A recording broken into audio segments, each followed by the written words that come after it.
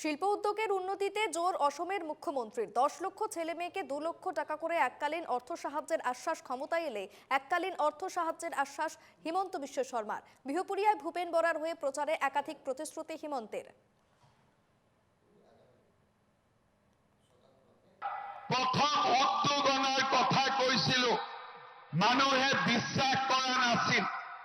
আজি অসমত এটা উদ্যোগীকৰণৰ পৰিৱেশ আৰম্ভ হ'ল।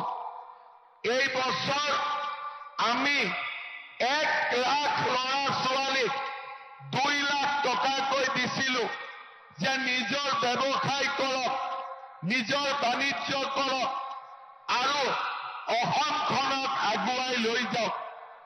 আশীৰ্বাদ যাত্ৰাৰ সময়ত এই ল'ৰা ছোৱালীবিলাকে মোক হাতত ধৰি দেখুৱাইছিলে যে মামা আপোনাৰ 2 লাখ টকা দি এই দোকানখন আমি খুলিছো।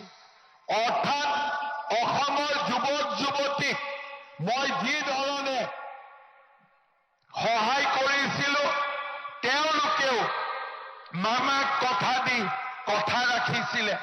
প্ৰত্যেকটো টকাই ভাল কামত ব্যৱহাৰ কৰিছিলে আৰু সেইকাৰণে আজি মই আকৌ এবাৰ প্ৰতিশ্ৰুতি দিছো, এইবাৰ আমাৰ চৰকাৰ উভতি আহিলে 1 লাখ নহয় 10 লাখ ল'ৰা ছোৱালীক মই 2 লাখ টকাকৈ ব্যৱসায় কৰাৰ বাবে পুঁজি আগবঢ়াম।